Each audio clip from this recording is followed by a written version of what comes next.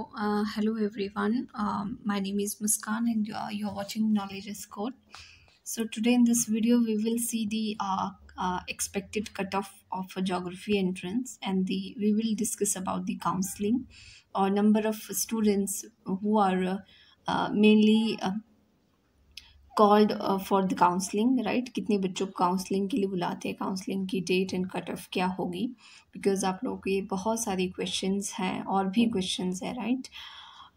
सो हम आज उन क्वेश्चंस को इस वीडियो में जो है वो आंसर करेंगे। ओके, सो आपका जो रिज़ल्ट है वो 1-2 दिन पहले आ ही गया है, मतलब 2 जुलाई को। ये मैंने आपको टेलीग्राम पे भी शेयर किया था आप लोगों का रिज़ल्ट। सो अगर आपने टेलीग्राम ग्रुप नहीं ज्वाइन किया है तो उसको भी आप ज्वाइन कर सकते हैं, राइट। यूट्यूब में जो डैशबोर्ड है उसमें जो है वो लिंक है, मतलब इस वीडियो के नीचे नहीं होगा, उस वहाँ पे है लिंक टेलीग्राम का, तो आप उसको ज्वाइन कर सकते हैं। तो आप जो भी मतलब आपके लिए मीनिंगफुल रहेगा तो मैं वो आपको वहाँ पे शेयर करती रहती हूँ, राइट।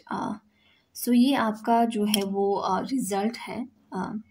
आई होप कि आपने ये वेबसाइट में भी डाला है, ये डिपार्टमेंट ऑफ ज्योग्राफी जो है हिमाचल प्रदेश यूनिवर्सिटी, उस वेबसाइट पे भी है, वहाँ से भी आप ले सकते थे इसको। अदरवाइज़ आपको टेलीग्राम चैनल पे तो मैंने डाल ही दिया था, राइट।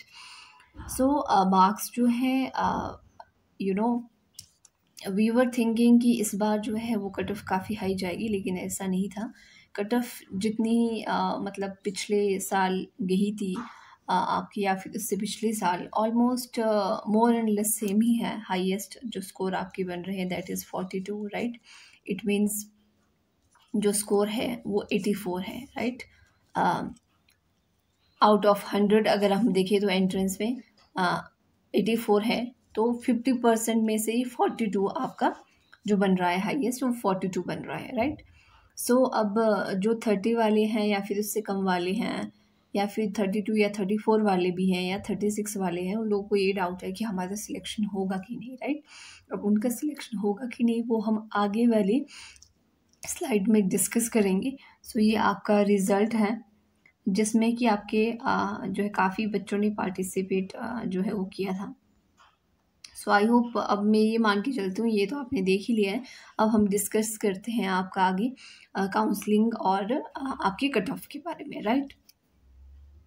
सो नाउ ये भी देख ही लिया होगा आपने अभी तक, जिसने नहीं देखा तो देख सकते हैं। रिज़ल्ट ये आपका है, right. So this is your last page, 3 page थे। ओके, सो नाउ अब हम आगे की ओर मूव करते हैं। एवरीवन, लेट अस सी आपका जो सिलेक्शन है वो किस पे डिपेंड करता है, राइट। सो आपका जो मेनली जो सिलेक्शन है वो डिपेंड करता है आपके एंट्रेंस के स्कोर पे, राइट। एंट्रेंस का स्कोर अगर आपका जो है 32 से ज़्यादा है, राइट, जो अभी आपका रिजल्ट निकला है 32 से ज़्यादा है, तो सिलेक्शन के आपके चांसेस हैं। साथ ही साथ, राइट, ये एंट्रेंस का स्कोर बता रही हूँ मैं आपको। फिर उसके बाद है your graduation percentage of 3 year. आपकी जो ग्रेजुएशन हुई है, चाहे वो बीए है, राइट, या फिर अदर है, तो उसमें जो आपकी परसेंटेज है वो मैटर करती है, राइट। सो अगर आपके मतलब ये सभी पे डिपेंड करेगी कितनी होगी। अगर आपकी परसेंटेज जो है वो 80 से 85 के बीच है, मैं आपको ब्रॉडली बताती हूँ, या फिर 81 से भी आप कह सकते हो। 81 से भी अगर 85 के बीच में है, या फिर 80 से 85 के बीच में है, तो आप बिल्कुल सिक्योर हैं एचपीयू में उसके लिए, एडमिशन्स के लिए, राइट। अब ये ना सोचिए जो 80 से कम वाले हैं, 79 है, 78 है, 70 वाले हैं, वो ये ना सोचे कि हमारा नंबर नहीं आ सकता। चांसेस होते हैं, मतलब बहुत सारी अनसर्टेनिटी होती है ना अभी तो, क्योंकि ऐसा होता है कि कुछ लोग कई बार जो टॉपर्स भी होते हैं वो यहाँ पे एडमिशन्स नहीं लेते हैं, they will apply for some other university, तो सीट्स आपके लिए खाली हो जाती हैं। तो अभी ऐसा कोई मतलब पत्थर की कोई लकीर नहीं है कि आपका सिलेक्शन नहीं होगा, हो सकता है कि हो जाएगा, मतलब ये तो डिपेंड करेगा डे ऑफ काउंसलिंग पे और कितने बच्चे आते हैं कितने नहीं, राइट। और आपका जो +2 का जो परसेंटेज है उस पे डिपेंड करता है, राइट। ये मैं आपको एक एग्जांपल दे के भी समझाऊंगी कि क्या चीज़ है, किस तरह से निकलता है, राइट। ऑल दिस, सो ये हो गया आपका। तो इन 3 चीज़ों पे मेनली आपका सिलेक्शन डिपेंड करेगा कि एंट्रेंस में अगर आपका अच्छा स्कोर है, एंट्रेंस का में अगर आपका स्कोर 34 है, 32 है, 34 मान के चलते हैं, राइट, 34 है, और आपकी ग्रेजुएशन का जो परसेंटेज जो 40% बन रहा है 100 में से, राइट, 100 का 40% अराउंड 35 और 34 के आसपास ही होगा। अगर उतना उतना 35 मान के चलते हैं कि आपका जो ग्रेजुएशन का परसेंटेज है 3 ईयर का 40% वो 35 बन रहा है, और आपके जो अगर आपकी परसेंटेज +2 में मानो आपकी 80% थी, राइट, 80% थी, तो आपका जो परसेंटेज बनेगा 10% वो 8 बनेगा, राइट। तो ये जो 34, देखिए आप 34 + 35 + 8, अब आप इसको काउंट कीजिए कितना बना, राइट। 8 और 4 हो गए 12, और 12 और 5 हो गए आपके 17, 17 का 7 और 1 आपका यहाँ, राइट। 3 हो गई 6, 6 और 1 हो गया 7, तो ये हो गया आपकी 77%। तो अगर आपके 70 से ऊपर बन रहे हैं, राइट, अभी तो हालांकि आपका रिजल्ट नहीं आया, अगर आपके ये सारा काउंट 70 से ऊपर बन रहा है आपका, तो आप बिल्कुल सिक्योर पोजीशन में हैं, आपको सीट लेने से कोई नहीं रोक सकता फिर, राइट। ये है, तो हम चलते हैं अब आगे। क्राइटेरिया जो है कैलकुलेशन के लिए जो आपके नंबर्स आएंगे वो क्या है, वो मैं आपको ऑलरेडी बता चुकी हूँ, सॉरी, कि 50% जो है वो आपका एंट्रेंस का है, जिसमें से कि आपको अपना स्कोर पता लग ही गया है, चाहे वो 32 है, 30 है, 35 है। अगर आपके ग्रेजुएशन में मान लो किसी के 36 हैं और आपके 30 हैं, राइट, अगर आपको लग रहा है कि यार ये 36 वाला एंट्रेंस में बात करोगी तो मुझसे 6% ज़्यादा है, अगर आपके ग्रेजुएशन का जो परसेंटेज है हाई है, राइट, अगर मानो 36 वाले की ग्रेजुएशन में आए आपके 78%, राइट, आपकी आए 87%, तो यहाँ पे आप जो है वो 36 वाले से ऊपर चले जाओगे, राइट। और अगर आपका एकेडमिक्स बैकग्राउंड, मतलब पास्ट एकेडमिक्स बैकग्राउंड अच्छा है, 10th में भी आपका अच्छा स्कोर है, 80 से अबव है, राइट, तो फिर आपका सिलेक्शन हो जाएगा, क्योंकि ये तो काउंसलिंग के बाद जब फर्स्ट लिस्ट आएगी ना उसमें लग जाएगा, आपको पता है सिलेक्शन होगा कि नहीं आपका, राइट।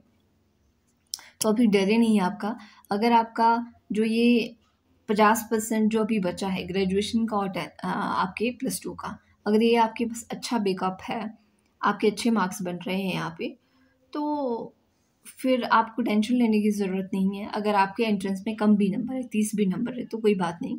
अगर आपको ये कॉन्फिडेंस है कि मेरे ग्रेजुएशन में 80 से अबव आएंगे और मेरे +2 में 80 से अबव है, तो आपका सिलेक्शन पक्का है, राइट। बाकी जो दूसरे हैं जिनके थोड़े कम है वो भी ना डरे, आपका सिलेक्शन भी हो जाएगा, राइट।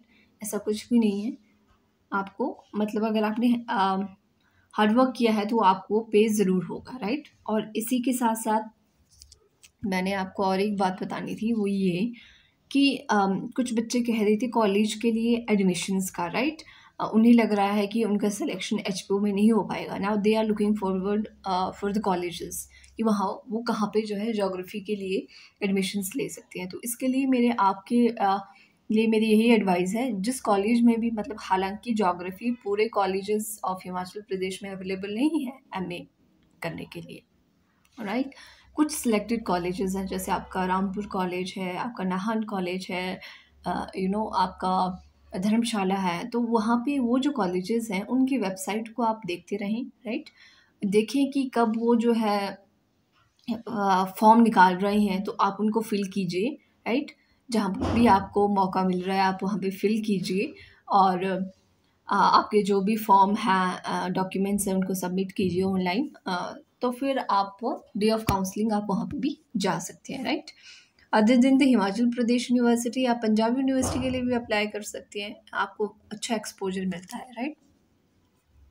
नाउ अब आती है बात उसके बाद काउंसलिंग की डेट की, राइट। सो काउंसलिंग की जो डेट है अभी आपको पता है कि आपका जो बीए फाइनल ईयर का थर्ड ईयर का वो रिज़ल्ट अभी आउट नहीं हुआ है, राइट। बीएससी का हुआ है, बीए का नहीं हुआ है। तो आपको पहले अपने रिजल्ट्स के लिए जो है वो वेट करना पड़ेगा। जब आपका रिज़ल्ट आउट होगा ना, उसके बाद जो है आप हिमाचल प्रदेश यूनिवर्सिटी एक शेड्यूल बनाएंगी, राइट, कि किस डे पे जो है वो कौन सा डिपार्टमेंट की काउंसलिंग होगी, कौन से सब्जेक्ट की काउंसलिंग होगी। जैसे ही आपका रिजल्ट अनाउंस हो जाता है उसके कुछ दिन बाद, राइट, स्केड्यूल बनाएगी हिमाचल प्रदेश यूनिवर्सिटी। स्केड्यूल बनाने के बाद जो है वो आपको काउंसलिंग के लिए इनवाइट किया जाएगा, राइट। जो काउंसलिंग है, अब आप ये पूछोगे कि नंबर ऑफ स्टूडेंट्स कितने बुलाएंगे काउंसलिंग के लिए। अगर 40 सीट्स हैं तो पर बच्चा जो है एक सीट के लिए कम से कम 3 लोगों को इनवाइट किया जाएगा, राइट। तो कम से कम 120 से लेकर 140 बच्चों को तो इनवाइट किया ही जाएगा, राइट। आप इतने बच्चों को इनवाइट किया जाएगा काउंसलिंग के लिए। और साथ ही साथ आपका जो काउंसलिंग है वो 2 तरह से होती है। एक होती है आपकी ऑनलाइन, मतलब पिछली बार ऐसा हुआ था ऑनलाइन भी हुई थी और ऑफलाइन भी हुई थी। मेनली ऑफलाइन ही होती है क्योंकि पिछली बार मौसम ख़राब हो गया था, लैंडस्लाइड्स काफ़ी हुए थे हिमाचल प्रदेश में, तो काउंसलिंग को ऑनलाइन भी रखा गया था, ऑफलाइन भी रखा गया था, राइट। सो इस बार मुझे नहीं पता, अगर मौसम अच्छा रहा तो काउंसलिंग ऑफलाइन होगी, बाकी ऑनलाइन भी होगी, राइट। क्योंकि कई बार दूर से चंबा से बच्चे कहाँ आएंगे ऑफलाइन, उसके लिए काउंसलिंग के लिए। वो तो एंट्रेंस देने भी नहीं आती हिमाचल प्रदेश यूनिवर्सिटी, उनका सेंटर कहीं और रखा होता है कई बार, राइट। सो इसलिए ऐसा है कि ऑनलाइन और ऑफलाइन दोनों मोड में काउंसलिंग होती है, कहने का मतलब ये है।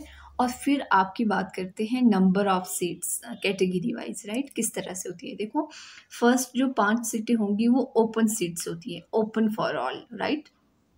ओपन फॉर ऑल का मतलब है इसमें कोई भी आ सकता है, कोई भी कैटेगरी का बच्चा, SC ST, बट शर्त ये है कि उसके जो मार्क्स है वो टॉप 5 में होना चाहिए, तब भी आएगा ओपन जो सीट्स है 5 उसमें, राइट। फिर उसके बाद रिजर्वेशन का आ जाएगा कि कुछ सीटें जो हैं जनरल के लिए जाएंगी, कुछ जो है वो ST के लिए जाएंगी, कुछ SC के लिए जाएंगी, कुछ जो है वो आपकी EWS के लिए जाएंगी, कुछ जो है PWD के लिए जाएंगी। तो इस तरह से जो है वो आपके जो है वो कैटेगराइजेशन होता है नंबर ऑफ सीट्स का भी, राइट। और जो आपका जो ये मेरिट आएगी उसी के बेसिस पे आपको हॉस्टल में भी एडमिशन मिलेगी। जो मेरिटोरियस स्टूडेंट्स होंगे 2-3 फर्स्ट के, उनको पहले नंबर पे जो है वो एडमिशन मिलता है। क्योंकि कुछ बच्चे ये भी पूछ रहे थे कि हॉस्टल में जो है वो किस तरह से एडमिशन मिलता है, तो जो मेरिटोरियस स्टूडेंट्स हैं उन्हीं को ही केवल हॉस्टल में जो है वो एडमिशन मिलता है, राइट। आप ये देखिए कि पहली जब लिस्ट आती है तो उसमें केवल 2 या 3 बच्चों को वो लेंगे। आपके सीनियर्स ने भी अप्लाई किया होता है, प्रेफरेंस उस टाइम उनको दी जाती है सीनियर्स को अब, राइट। तो 2 से 3 आप रखिए, ज़्यादा से ज़्यादा 4-5 भी हो सकते हैं। फिर सेकेंड लिस्ट जब आएगी, ये मंथली आएगी, जैसे एक सितंबर में आएगी, एक अक्टूबर में आएगी, एक नवंबर में आएगी, 3 लिस्टें आएंगी। तो इस तरह से अगेन 2 और 3 बच्चे, 2 और 3 बच्चे, या फिर एक भी कई बार देते हैं, कई बार एक भी नहीं आता है, ऐसा होता है। तो आपसे मैं खास जो है रिक्वेस्ट करूँगी, अगर आपका नंबर यहाँ पे HP में लग जाता है तो आप पहले ही देख लें अपना, या तो रूम का देख लें या तो फिर PG का देख लें, ताकि आपको सफ़र ना करना पड़े। बिकॉज़ जब आप यहाँ आते हैं 1-2 महीने स्ट्रगल करने में ही लग जाता है, अगर आपने पहले से प्रिपेयर ना की हो चीज़ें अपने लिए। सो अभी आपके पास काफ़ी अच्छा टाइम है, मतलब आप फाइंड आउट कीजिए कि अगर आपका नंबर यहाँ पे लग रहा है, आफ्टर काउंसलिंग आपको बिल्कुल पता लग जाएगा हो रहा है, तो आप देख लीजिए अपने लिए अच्छा रूम, राइट। आ जाइए 5-6 दिन पहले ही आ जाइए, जब आपको क्लासेस के लिए बुलाएंगे तो उससे 5-6 दिन पहले आ जाइए, 1 हफ्ते पहले आ जाइए। तो देख लीजिए कि आपको PG में रहना है या फिर आपको रूम रखना है, या फिर अगर आप 3-4 बच्चों में आ रहे हैं टॉप के, तो फिर आप ये देखिए कि फिर तो हॉस्टल मिलेगा, लेकिन उसमें भी टाइम लगता है, 1-2 हफ्ते का टाइम तो लगता है लिस्ट आने में। तो तब तक आपने क्या करना है तो वो देख लीजिए आप अच्छे से, ताकि आपको कोई फिर बाद में दिक्कत ना आए, ठीक है। बाकी आप मुझसे और भी क्वेश्चन पूछ सकते हैं, इवन टेलीग्राम पे पूछ सकते हैं, कमेंट सेक्शन में भी पूछ सकते हैं, any time, right. So I'm ready to help you all. So all the best to all of you for your final counseling. अगर काउंसलिंग के डे पे मेरे पास टाइम होगा then definitely I will come to see you people. So all the best to all of you. Thanks for watching. Bye and take care.